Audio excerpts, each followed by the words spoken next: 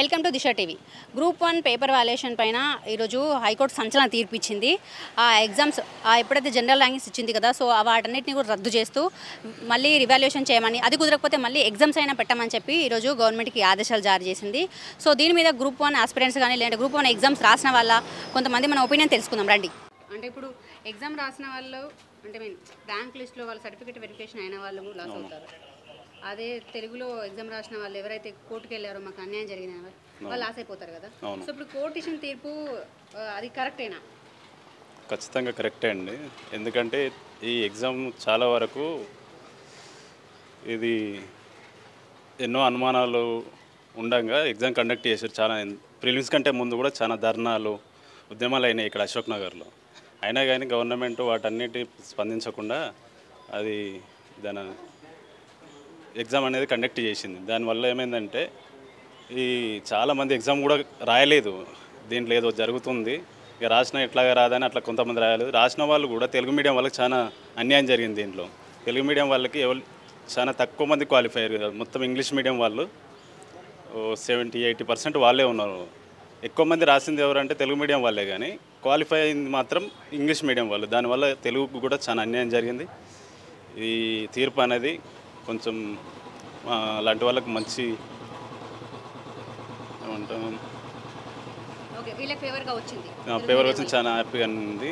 దీనిపైన కరెక్ట్గా గవర్నమెంట్ నిర్ణయం తీసుకొని అందరికీ న్యాయం చేయాలని కోరుకుంటున్నాం. ఇప్పుడు గవర్నమెంట్ సుప్రీంకోర్టుకి వెళ్ళే దాంట్లో ఉంది కదా, సో అక్కడ న్యాయం జరుగుతుందంటారా లేకపోతే మళ్ళీ సుప్రీంకోర్టుకి వెళ్ళినా ఎక్కడికి వెళ్ళినా ఇక్కడ బలమైన ఆధారాలు ఉన్నప్పుడు అక్కడికి వెళ్ళినా కానీ ఈ తీర్పు అనేది రివర్స్ అనేది చేయరు. ఆధారాలు ఉన్నాక సేమ్ ఇది వస్తుందని మేము అనుకుంటున్నాం. Okay, thank you. ఇంకొకటి ఏంటంటే ఇప్పుడు ఈ ఇద్దరు ఆస్పిరెంట్స్ ఉన్నారు కదా, ఇంగ్లీష్ మీడియం అని తెలుగు మీడియం వాళ్ళు. అవును. సో తెలుగు మీడియం వాళ్ళు అంటే 3 days అక్కడ ఆర్గ్యుమెంట్ జరిగింది హైకోర్టు. అవును. సో అప్పుడు రెండు వైపుల వాళ్ళు కూడా మాది కరెక్ట్ అంటే మాది కరెక్ట్ అని అన్నారు. సో ఇప్పుడు వాళ్ళు కూడా అంటే ఎగ్జామ్ రాసి ఎవరైతే లిస్ట్లో ఉన్న వాళ్ళు లాస్ అయిపోతారు కదా. సో మరి వాళ్ళు ఎవరు లాస్ కావద్దనే మేము ప్రిలిమ్స్ అప్పుడు కొంచెం పోరాడినాం. అప్పుడు ఎవరికి సందేహాలైనా నివృత్తి చేసి ఎగ్జామ్ పెట్టమన్నాం. వాళ్ళు వినకుండా అట్నే ఎగ్జామ్ కండక్ట్ చేసారు. ఎవాల్యుయేషన్లో కూడా అలాంటి తప్పిదాలు చేశారు. బాల్ పెన్ అనేది వాడొద్దన్నారు మన ఎవాల్యుయేషన్లో. బాల్ పెన్ వాడిన వాళ్ళకి ఇప్పుడు ఎక్కువ మార్కులు వచ్చి వాళ్ళు సెలెక్ట్ అయినారని మా ఫ్రెండ్స్ అంటే చెప్తున్నారు. అది కోర్టులో సబ్మిట్ కూడా చేశారంట. ఇలాంటి చాలా వరకు తప్పిదాలు అనేది గవర్నమెంట్ చేసింది. కోటి ఉమెన్స్ కాలేజ్ ఉంది, అందులో ఓన్లీ ఉమెన్స్నే చేశారు. మళ్ళీ ఎక్కువ మంది అక్కడి నుంచే సెలెక్ట్ అయ్యారు. ఇప్పుడు ఉమెన్స్ కాలేజీలు చాలా ఉన్నాయి, ఇంకా వేరే నారాయణమ్మ కాలేజ్ ఇంజనీరింగ్ అని ఇక్కడ అది ఉంది. దాంట్లో ఎక్కడ మళ్ళీ మెన్స్ ఉమెన్స్ అందరినీ కలిపేసారు. ఇక్కడే స్పెషల్గా ఉమెన్స్నే చేశారు. ఎందుకని అడిగితే ఇక్కడ ఉమెన్స్ కాలేజ్ కాబట్టి ఫెసిలిటీస్ ఉమెన్స్కు తగ్గట్టే ఉంటాయని చేసినామని అన్నారు. అది ఎంతవరకు కరెక్ట్? వేరే కాలేజీలో కూడా అట్లా వేయాలి కదా. మరి వేరే ఉమెన్స్ కాలేజీలలో కూడా సేమ్ అవే ఫెసిలిటీస్ ఉంటాయి. అక్కడ ఉమెన్స్కి ఏముంటాయి, ఇక్కడ అవే ఉంటాయి. అక్కడ వేరేలాగా ఇక్కడ వేరేలాగా వేసి అక్కడ డౌట్ వచ్చింది మాకు. ఎక్కువ మంది క్వాలిఫై అయ్యారు మళ్ళీ అక్కడే. గవర్నమెంట్ దాన్ని ఎలాంటి మాకు చెప్పలేదు.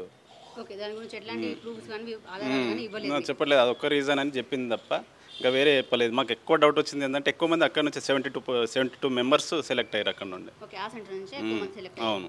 ఇంకొకటి ఏంటంటే ఇప్పుడు లాస్ట్ ఉన్న గవర్నమెంట్ బీఆర్ఎస్ గవర్నమెంట్ అనేది పేపర్ లీకేజ్ అయింది కదా, పెద్ద ఫ్రాడ్ జరిగి పెద్ద గొడవ జరిగింది కదా. సో అప్పుడు ఏంటి అందరూ స్టూడెంట్స్ అందరూ కూడా అప్పుడు సపోర్ట్ చేశారు. అంటే నెక్స్ట్ వేరే గవర్నమెంట్ చేంజ్ అయితే మాకు న్యాయం జరుగుతుంది. అవును. ఈ గవర్నమెంట్లో కూడా ఇదే జరిగింది కదా. ఈ గవర్నమెంట్లో కూడా ఇంకెక్కువ అన్యాయం జరిగింది. ఎందుకంటే అసలు 1 yearలోనే 2 lakhs జాబ్స్ అన్నాడు. ఇంతవరకు ఒక నోటిఫికేషన్ కొత్తది ఇవ్వాలి. అంత ముందుకు ఏవైతే మధ్యలో అయిపోయినాయో అవి కంటిన్యూ చేసి ఇచ్చేయండి అంతే. కొత్తగా ఏం జాబ్స్ వేయలేదు. మళ్ళీ ఈ గ్రూప్ 1 కంప్లీట్ చేసిన అన్నాడు. మొత్తం అన్నీ ఇంట్లో తప్పుల తడకలు ఉన్నాయి. ఎవరికి ఇప్పుడు సమాధానం చెప్పట్లేదు. మాకు సందేహాలు ఉన్నాయి, ఇట్లా మరి ఇది మంచిగా కాలేదని అన్నా కానీ ఎవరి వినకుండా వాళ్ళ ఒంటె దుప్పగల్లాగా పెట్టుకున్నారు. కంప్లీట్ చేశారు. కంప్లీట్ చేసినా ఇప్పుడు కోర్టుకు పోయినా మాకు అక్కడ న్యాయం జరిగిందని అనిపిస్తుంది. సుప్రీంకోర్టుకి వెళ్ళినా అందులో ఆధారాలు ఉన్నాయి కాబట్టి మళ్ళీ మాకు ఫేవర్గానే వస్తుందని మేము నమ్ముతున్నాం. అవును, మంచి డెసిషన్ ఇది. ఎందుకంటే ఏ కాన్సెప్ట్తోనైతే హైకోర్టులో కేసు ఫైల్ చేసిండ్రో అది ఇప్పుడు పిల్లలకందరికీ న్యాయం జరిగిందని అనుకుంటున్నారు. ఎందుకంటే దీనికి 2 గైడ్లైన్స్ అంటే 2 సజెషన్ చేసింది. ఒకటి రీఎగ్జామినేషను లేదా రీవాల్యుయేషన్. ఆల్రెడీ నోటిఫికేషన్లో ఉంది రీవాల్యుయేషన్ ఉండదని. ఓన్లీ రీఎగ్జామినేషన్ ఉంటుంది. ఎగ్జామ్ మళ్ళీ కండక్ట్ చేయాలని ఉంటుంది అంతే. కాబట్టి తెలుగు ఇంగ్లీషు అది వేరియేషన్ ఉంది కదా, ఇప్పుడు తెలుగు వాళ్ళకు కూడా న్యాయం జరుగుతుందని అనుకుంటున్నారు అందరూ. అంటే నిజంగానే పేపర్ వాల్యుయేషన్లో అవకతవకలు జరిగాయి. ఖచ్చితంగా జరిగింది. ఓకే. జరిగింది. సో దాన్ని బట్టి కోర్టుకి వెళ్ళారు వీళ్ళందరూ. అవును. అంటే కొన్ని అవకతవకలు జరిగాయని ఆరోపించడం వల్ల కోర్టు ఇచ్చింది మేము స్వాగతిస్తున్నాం. ఎందుకంటే నేను కూడా చాలా తక్కువ మార్కులతో డాక్యుమెంట్ వెరిఫికేషన్ కూడా నేను కోల్పోయిన రిజల్ట్. సో దాన్ని రీవాల్యుయేషన్ కాకుండా ఎగ్జామ్ పెట్టడమే కరెక్ట్ అని నా ఉద్దేశం మేడం. ఓకే. ఇప్పుడు తెలంగాణ లోకల్ ఎలక్షన్స్ వస్తుంది కదా, లోకల్ బాడీ ఎలక్షన్స్ వస్తుంది కదా. సో గవర్నమెంట్ ఇవేం చేయకుండా సుప్రీంకోర్టు కూడా వెళ్ళే ఛాన్స్ ఉంది కదా. సో అప్పుడు మళ్ళీ ఏంటి దానివల్ల కూడా వీళ్ళు లాస్ అయిపోయే ఛాన్స్ ఏమైనా ఉందా? అంటే ఎగ్జామ్ రాసిన వాళ్ళు ఎవరైతే ఆస్పిరెంట్స్ హైకోర్టుకి వెళ్ళారో సో ఇప్పుడు వాళ్ళు అంటే ఇంతకుముందు రిజల్ట్ వచ్చి వాళ్ళు సెలబ్రేట్ చేసుకున్న వాళ్ళకు బాధనే ఉంటుంది. కానీ దాంట్లో నిజంగా ఏం జరిగిందనేది మనం డిసైడ్ చేయలేము కాబట్టి కోర్టు దాని ఆధారాలను బట్టి కోర్టు ఇచ్చిన రిజల్ట్ని అయితే మేమైతే స్వాగతిస్తున్నాం మేడం. ఓకే. ఇప్పుడు లాస్ట్ గవర్నమెంట్ ఉన్నప్పుడు కూడా ఇట్లాంటి పేపర్ బయటకి లీక్ అవ్వడం అవన్నీ జరిగాయి కదా. సో ఇప్పుడు కూడా అలాంటి జరిగింది కదా సార్. నిజంగా అసలు గవర్నమెంట్స్ అనేవి నిజంగా చిత్తశుద్ధితోనే పనిచేస్తున్నాయి ఈ నోటిఫికేషన్స్ కానీ జాబ్ రిక్రూట్మెంట్స్ పైన కానీ? అంత చిత్తశుద్ధితో చేస్తే ఇలా మళ్ళీ ఎగ్జామ్లు పెట్టడానికి అవసరం ఉండదు కదా మేడం. సో కొంచెం వాళ్ళు కూడా కొంచెం అవర్గా ఉండి ఎగ్జామ్లు మళ్ళీ రిపీట్ చేయకుండా విద్యార్థి ఇప్పుడు టైం వేస్ట్ అయిపోయింది. 2022లో వచ్చిన నోటిఫికేషన్ ఇది. ఇప్పుడు 2025 ఇప్పుడు ఇంకో 8 months అంటే 3 సంవత్సరాల దీంట్లోనే అయిపోయింది. సో అలా కాకుండా ఏదో మంచి ఉద్దేశంతోనే దాన్ని కండక్ట్ చేస్తే ఒకేసారి అయిపోతుంది. విద్యార్థులకు కూడా గవర్నమెంట్ మీద నమ్మకం పెరుగుతుంది. సో దాన్ని దృష్టిలో ఉంచుకొని ఎగ్జామ్ కరెక్ట్ నిర్వహించాలని నేను అనుకుంటున్నాను. మంచి నిర్ణయం. ఎందుకంటే దాంట్లో అవకతవకలు జరిగినాయి అనేది రద్దు చేయాల్సి కోర్టులకు పోయారు అందరూ. మంచి నిర్ణయమే కాకుంటే అది త్వరలో మళ్ళీ అటు వాళ్ళకు క్వాలిఫై అయిన వాళ్ళకు అన్యాయం జరగకుండా, ఇటు వీళ్ళకు తక్కువ మార్క్స్ వచ్చినాయని తెలుగు మీడియం వాళ్ళకు కూడా అన్యాయం జరగకుండా ఏదైనా నిర్ణయం మంచి నిర్ణయమే హైకోర్టు 2 నెలల్లో తీసుకున్నది. కాకుంటే అది త్వరలో కూడా 8 నెలల్లో చేయాలన్నారు కాబట్టి అది 8 నెలలు కాకుండా త్వరలోనే ఒక 1-2 monthsలో దానికి ప్రణాళిక ఉన్నది. మళ్ళీ రీమెయిన్స్ రీవాల్యుయేషన్ అంటే వాళ్ళకు వీళ్ళకు అన్యాయం జరగకుండా ఉంటుంది. అంటే కోర్టు ఏం చెప్పింది అంటే రివాల్యుయేషన్ చేయండి, అది కుదరకపోతే మళ్ళీ ఎగ్జామ్స్. అదే అందుకనే అంటున్నా కదా.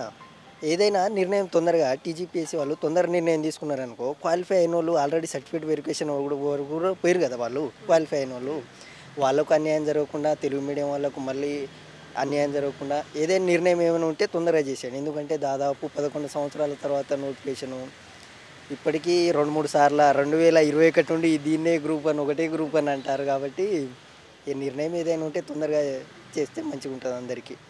ఫర్దర్గా గ్రూప్ 2 గ్రూప్ 3లో కూడా నోటిఫికేషన్ ఇవ్వడానికి అవకాశం ఉంటాయి కదా.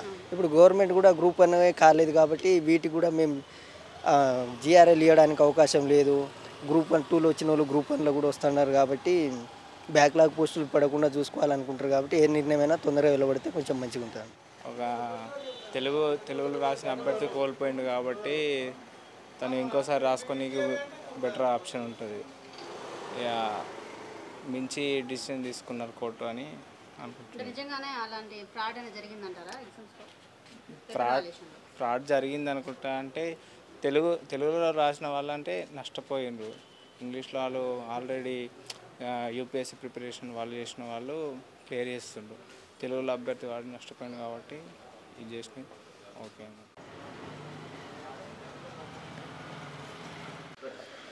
తెలంగాణ పబ్లిక్ సర్వీస్ కమిషన్ నిర్వహించినటువంటి గ్రూప్ 1 మెయిన్స్ మీద ఈరోజు హైకోర్టు ఇచ్చినటువంటి తీర్పు వల్ల నిరుద్యోగులకు కొంతవరకు న్యాయం జరిగిందని చెప్పవచ్చు. ముఖ్యంగా తెలుగు మీడియం అభ్యర్థులు ఎవరైతే వాల్యుయేషన్ ద్వారా నష్టపోయామని భావించారో వాళ్ళంతా హైకోర్టును దరఖాస్తు చేయడం జరిగింది. చివరికి వాళ్ళకి అనుకూలంగా హైకోర్టు తీర్పు ఇవ్వటం అనేది నిజంగా అందరికీ ఉపయోగపడేటటువంటి అంశమని చెప్పొచ్చు.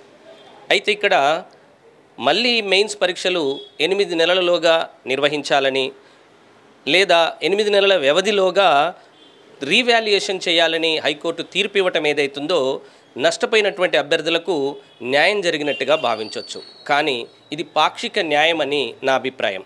ఎందుకంటే మెయిన్స్కి సెలెక్ట్ అయినటువంటి అభ్యర్థుల్లో చాలామంది జీవో నెంబర్ 29 ద్వారా నష్టపోయామని, జీవో నెంబర్ 55 ప్రకారమే మెయిన్స్కి సెలెక్ట్ చేయాలని గతంలో కోర్టుకు వెళ్ళినప్పుడు అది వాళ్ళ వాదన నిలవలేదు. కోర్టు దాన్ని కొట్టేసినటువంటి దాఖలాలు చూసాం. కానీ వాస్తవంగా అందరి అభ్యర్థులకు న్యాయం జరగాలంటే తెలుగు మీడియం అభ్యర్థులతో పాటు జీవో నెంబర్ 29ను రద్దు చేసి జీవో నెంబర్ 55 ప్రకారమే మెయిన్స్కి అభ్యర్థులను సెలెక్ట్ చేసినట్లయితే పూర్తి న్యాయం జరిగేది. కానీ ఇప్పటివరకైనా చాలా సంతోషించదగినటువంటి విషయం. కాకపోతే 8 నెలల వ్యవధి ఏదైతే ఉందో అంత సమయం తీసుకోకుండా 3 నెలల వ్యవధిలోగానే ఈ ప్రక్రియను పూర్తి చేసి నియామకాలు చేపట్టినట్లయితే ఇది మరింత నిరుద్యోగులకు కొత్త నోటిఫికేషన్స్కు ప్రిపేర్ అవ్వడానికి ఉపయోగకరంగా ఉంటుందని నా అభిప్రాయం. సో ఇదండి హైకోర్టు తీర్పు మీద అభ్యర్థులు ఎవరైతే కోర్టుకు వెళ్ళిన అభ్యర్థులు కానీ తెలుగు మీడియం వాళ్ళు కానీ చెప్తున్న ఒపీనియన్. నిపుణులు కూడా ఇప్పటివరకు మనతో మాట్లాడని చూసాము. సో ఇది వాళ్ళకి కరెక్ట్గా న్యాయం జరిగిందని అనుకుంటున్నారు. ఇది ప్రభుత్వం ఇంకా తొందరగా ఈ ప్రక్రియను ముగిస్తే బాగుంటుందని వాళ్ళు చెప్తున్నారు. Thank you.